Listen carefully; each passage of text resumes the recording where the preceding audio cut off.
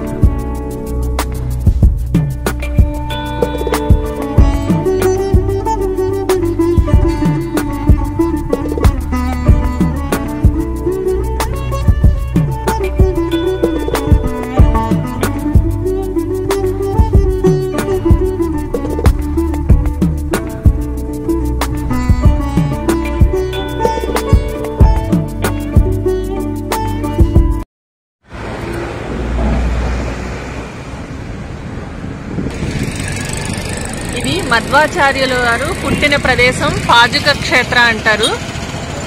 ఇక్కడికి వచ్చాము. లోపలికి వెళ్ళి ఆ ప్రదేశాన్ని అంతా దర్శిద్దాం, ఎలా ఉంటుందో. పదండి. ఇప్పుడు వెళ్తూ వెళ్తూ మధ్వాచార్యుల వారి గురించి కొంత తెలుసుకుందాం. ఓం శ్రీ గురుభ్యో నమః. భారతీయ సామాజిక జీవన విధానాలకు సంబంధించిన కొన్ని మౌలికమైన సూత్రాలను, తాత్విక చింతనను, మత సంబంధమైన విశ్వాసాలను, సాంప్రదాయాలను చెప్పుకోదగ్గ స్థాయిలో ప్రభావితం చేసిన మహనీయులు కొందరు కొన్ని కాలాలలో ఉద్భవించారు. వారు చేసిన అకుంఠితమైన కృషి మూలకంగా భారతీయ సమాజంలో అంతవరకు ప్రాబల్యంగా ఉన్న కొన్ని ఆధ్యాత్మిక ధోరణులు సరిదిద్దబడి తిరిగి వేద సాంప్రదాయానుసారమైన ధర్మము నెలకొల్పబడ్డది. అలాంటి మహనీయులలో ప్రముఖంగా చెప్పుకోదగ్గవారు అద్వైత సిద్ధాంతాన్ని ప్రబోధించిన ఆదిశంకరాచార్యులు, విశిష్టాద్వైత సిద్ధాంతాన్ని ప్రతిపాదించిన రామానుజాచార్యులు, ద్వైత సిద్ధాంతాన్ని ప్రబోధించిన మధ్వాచార్యులు, కేవలాద్వైత సిద్ధాంతాన్ని ప్రతిపాదించిన వల్లభాచార్యులు. ఇందులో శంకరాచార్యుల వారి అద్వైత సిద్ధాంతం దాదాపు భారతదేశం మొత్తంలోనూ ప్రాచుర్యం పొందగా, రామానుజాచార్యుల వారి విశిష్టాద్వైత సిద్ధాంతం సుమారుగా తమిళనాడు ప్రాంతంలోనూ, మధ్వాచార్యుల వారి ద్వైత సిద్ధాంతం కర్ణాటక ప్రాంతం వరకు, వల్లభాచార్యుల కేవలాద్వైత సిద్ధాంతం మహారాష్ట్ర, గుజరాత్ రాష్ట్రాల్లోని కొన్ని ప్రాంతాల్లోనూ ప్రాచుర్యం పొందాయి. ఇందులో ద్వైత సిద్ధాంతాన్ని ప్రబోధించిన మధ్వాచార్యుల వారి ప్రధాన కార్యస్థానం ఉడిపి పట్టణం. ఇక్కడ ఆ మధ్వాచార్యుల వారిచే స్వయంగా ప్రతిష్ఠించబడిన శ్రీకృష్ణ దేవాలయం ప్రతి ఒక్కరూ దర్శించదగిన స్థలాలలో ఒకటి. ఉడిపికి సమీపంలో ఉండే ఓ పట్టణంలో నారాయణభట్టు, వేదవతి అనే దంపతులకు క్రీస్తుశకం 1199వ సంవత్సరంలో విజయదశమి రోజున మధ్వాచార్యులు జన్మించారు. తల్లిదండ్రులు ఆయనకు పెట్టిన పేరు వాసుదేవ. 8వ సంవత్సరంలో ఉపనయనం అయిన తర్వాత అతి కొద్ది కాలంలోనే సమస్త శాస్త్రాల్లోనూ నిష్ణాతుడనిపించుకున్నాడు. ఉడిపి నుండి కేవలం 65 కిలోమీటర్ల దూరంలోనే శృంగేరి ఉంది. అప్పటికి సుమారు 200 సంవత్సరాల క్రితమే ఆదిశంకరాచార్యుల వారు నెలకొల్పిన శృంగేరి శారదాపీఠమూ ఉంది. మధ్వాచార్యులు శృంగేరి వెళ్లి శంకరాచార్యుల వారు ప్రతిపాదించిన అద్వైత సిద్ధాంతాన్ని క్షుణ్ణంగా అధ్యయనం చేశాడు. మధ్వాచార్యుల వారు అరబిక్, పర్షియన్ భాషలు కూడా అభ్యసించాడు. సుమారు 30 సంవత్సరాల వయసులో ఆయన తన ద్వైత సిద్ధాంతాన్ని ప్రతిపాదించాడు. అప్పటి కాలంలో అద్వైత సిద్ధాంతానికి సంబంధించిన పండితులను ఎందరినో దిట్టమైన వాదనలు చేసి తన ద్వైత సిద్ధాంతం సరి అయినదని అనేక మంది చేత ఒప్పించగలిగాడు. దానితో ఆయనకు ఆయన ప్రతిపాదించిన సిద్ధాంత సూత్రాలకు అమితమైన ప్రాచుర్యం లభించి ఎంతోమంది ఈయన అనునాయులుగా అయ్యారు. తన 34వ ఏట ప్రేక్షతీర్థులు అనే తన గురువుగారి ద్వారా సన్యాస దీక్ష స్వీకరించిన వాసుదేవుడు మధ్వాలేక మధ్వాచార్యుడు అయ్యాడు. ఈయనకు ఆనందతీర్థుడు, సర్వజ్ఞ, పూర్ణప్రజ్ఞ అనే బిరుదునామాలు కూడా ఉన్నాయి. ఈ దక్షిణ కన్నడ ప్రాంతంలో బాగా పేరు ప్రతిష్టలు పొందిన తర్వాత మధ్వాచార్యుల వారు భారతదేశమంతటా పర్యటించి తన సిద్ధాంత సూత్రాలను ప్రచారం చేశాడు.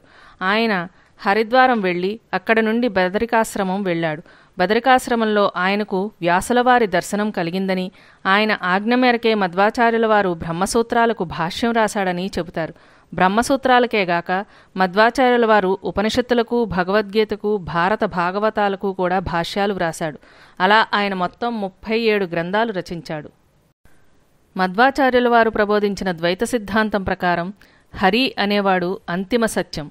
ఈ విశ్వంలో ఉన్న జీవులు వేరు, ఆ పరమసత్యమైన హరి అనబడే విష్ణువు వేరు. ఈ విశ్వంలోని జీవులన్నీ ఒకదానికొకటి సంబంధం లేనివి. అలాగే ఈ జీవులకు ఈ జడ జగత్తుకు ఏ సంబంధమూ లేదు. తన చుట్టూ ఉన్న ప్రకృతి, వివిధ రూపాల్లో ఉన్న జీవులన్నీ సత్యమైన అంశాలే. అంతేకాని శంకరాచార్యుల వారు సిద్ధీకరించినట్లుగా మాయ కాదు. సత్కర్మలు చేసి తగినంత జ్ఞానం సంపాదించుకుంటే ఆ శ్రీహరి యొక్క అనుగ్రహం కలిగిన వారికి మోక్షం సిద్ధిస్తుంది. రామానుజాచార్యుల వారు ప్రబోధించిన విశిష్టాద్వైత సాంప్రదాయం పాటించేవారు 2 వెడల్పైన తెల్ల నిలువుగీతల మధ్య సన్నటి కుంకుమ నిలువుగీత ఉన్న నామం ధరిస్తారు. కానీ మధ్వాచార్యుల అనుయాయులు కుంకుమతో గాని చాదుతో గాని ఒకే నిలువుగీత నామంగా ధరించి క్రింద అంటే బ్రుకుటిలో చిన్న గంధపు చుక్క పెట్టుకుంటారు. జగద్గురువులైన ఆదిశంకరాచార్యుల వారు, రామానుజాచార్యులు, మధ్వాచార్యులు చేసిన ప్రచారం, ప్రబోధములు వేరువేరుగా ఉన్నట్టు కనబడినా లోతుగా పరిశీలిస్తే మన సనాతన ధర్మాన్ని నిలబెట్టడం కోసం, అజ్ఞానంలో పడి కొట్టుకుపోయే సామాన్యుల కోసం వారు చేసిన కృషి గోచరిస్తుంది. రూపాలు, నామాలు వేరైనా పరమాత్మ ఒక్కడే. వీరు చేసిన కృషి వల్ల సనాతన ధర్మం దిగ్విజయంగా కొనసాగుతూ వస్తుంది. అనితర సాధ్యమైన రీతిలో వీరు చేసిన కృషి సర్వమానవాళికి దశానిర్దేశం చేస్తూ ధర్మాన్ని కాపాడుతుంది. ఈ మహనీయులు ముగ్గురు ప్రాతస్మరణీయులే. వచ్చేసామండి.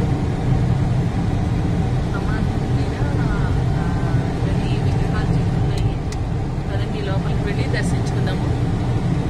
పాజక క్షేత్ర అంటారు దీన్ని.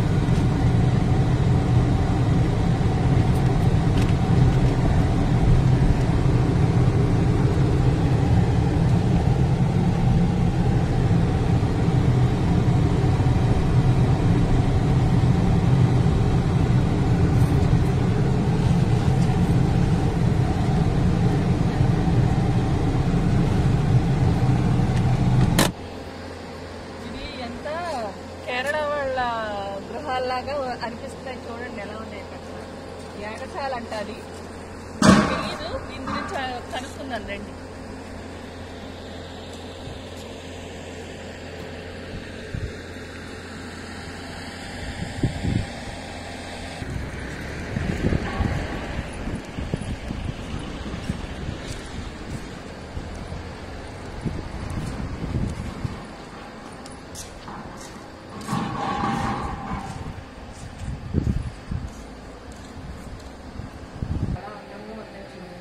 పాతకాలపు ఇల్లు స్టైల్లో కనిపిస్తుంది.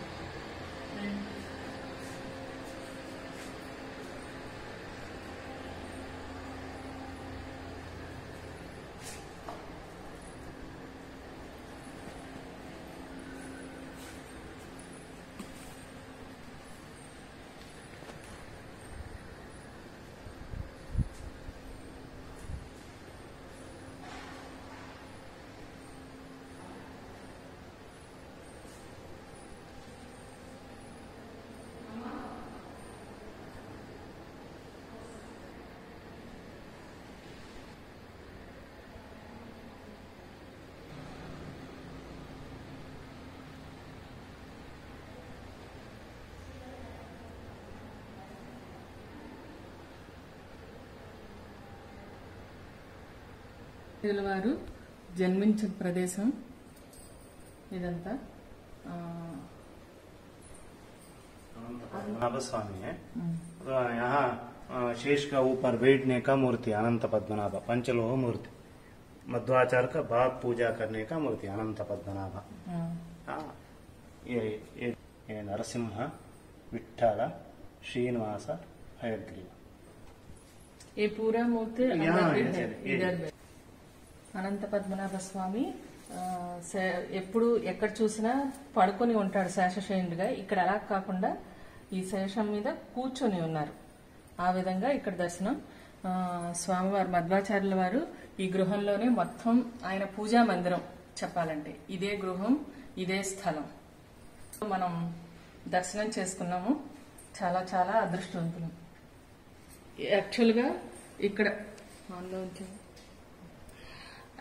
ఇక్కడ మధ్వాచార్యుల వారి తండ్రి గారు ఇక్కడ పూజ చేసేవారట. ఆయన అనంత పద్మనాభ స్వామి.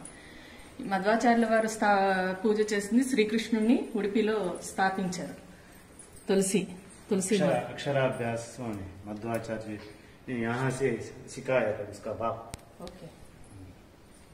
शुरू आरंभ करता है ना, మొత్తం తండ్రి ఫాదర్ సే లెర్న్ फर्स्ट दिखाते हैं ना. इस ఫస్ట్ అక్షరాభ్యాసం చేసుకున్నది ఇక్కడే మధ్వాచార్యుల వారు. దర్శనం చేసుకుంటున్నామో చూడండి. మనం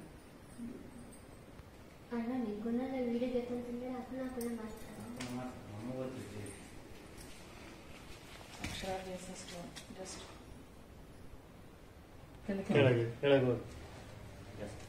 ఆయన స్నానం చేసేవారట ఈ సరోవరంలో.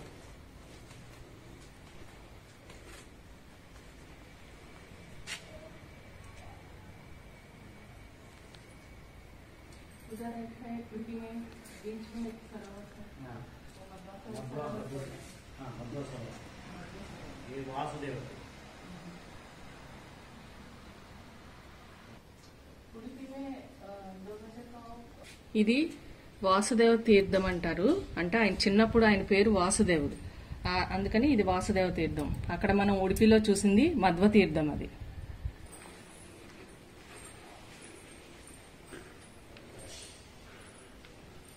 వీళ్ళ పూజా సామాగ్రి అంతా.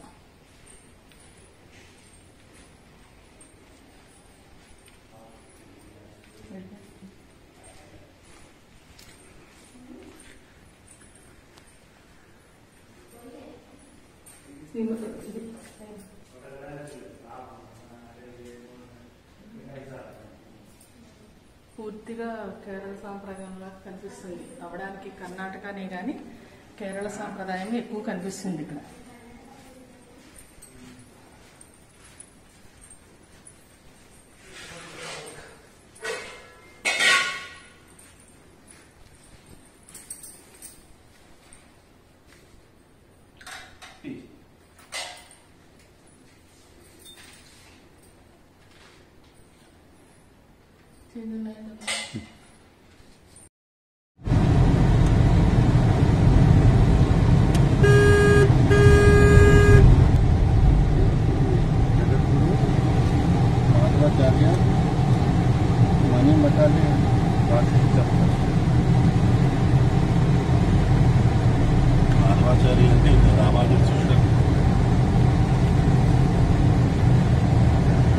ఇదంతా పరశురాముడి క్షేత్రము. ఇక్కడ నుంచి కన్యాకుమారి వరకు సముద్రం వంపడే ఉన్నదంతా పరశురాముడి క్షేత్రం. ఇక్కడే పరశురాముడి ఆలయం ఉంది. దర్శించుకుందాం పదండి. వచ్చేసాం ఆలయం దగ్గరికి, పదండి.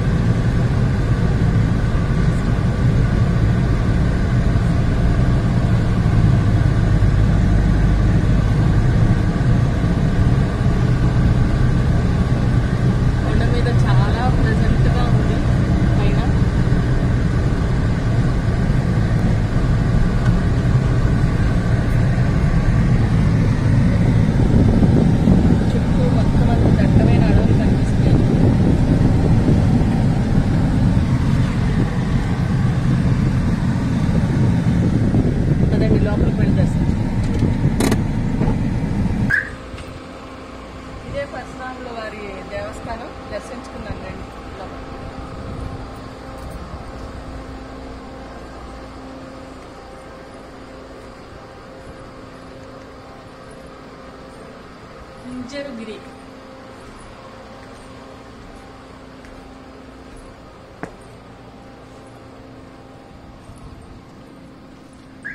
తాళం వేసింది. లోపల మనకి ఏమన్నా కనిపిస్తే ఆ కొద్దిగా దర్శనం చేసుకుని వెళ్దాం. ఇంత దూరం వచ్చాం కదా, ఈ స్థలాల్ని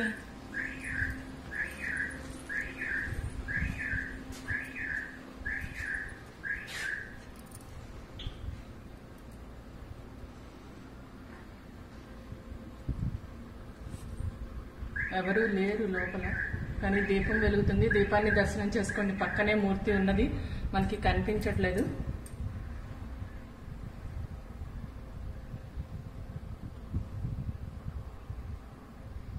ఓం నమో పరశురామాయ నమః.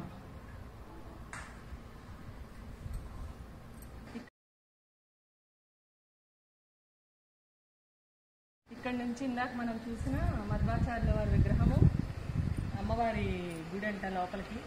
అది మనకి కొద్దిగా కష్టమై వెళ్ళడం. చాలా పైకి కానీ ఇక్కడ ఎవరు స్థల పురాణంగా చెప్పడానికి కూడా ఎవరు లేరు. మనం తెలుసుకొని వెళ్దాం. ఈ లెఫ్ట్ సైడ్లో ఇటు అక్కడ ఉన్నదంతా మణిపాలు ఊరు. అదంతా అంటే మణిపాలు, ఉడిపి రెండు కలిపే ఉంటాయి ఇక్కడ.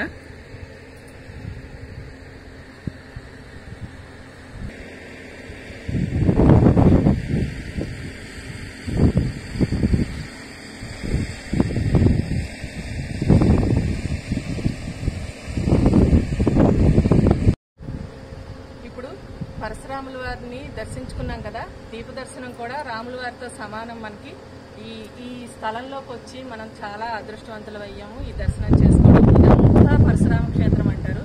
మధ్వాచార్యుల వారి పుట్టిన స్థలం పరశురాముడు క్షేత్రాన్ని మొత్తం దర్శించుకున్నాము. ఇప్పుడు ఈ బ్లాగ్ని ఇంతటితో ముగిద్దాము. నెక్స్ట్ బ్లాగ్లో కలుసుకున్నాం. ఛానల్ వీక్షిస్తున్న అందరికీ ధన్యవాదాలు. మా ఈ ప్రయత్నం మీకు నచ్చినట్లయితే మీ ఆదరాభిమానాలు వీడియో లైక్, షేర్, సబ్స్క్రిప్షన్ ద్వారా తెలియజేయండి. ప్రక్కనే ఉన్న బెల్ ఐకాన్ కూడా ప్రెస్ చేయండి. మీ విలువైన సమయం మా కేటాయించినందుకు ధన్యవాదములు.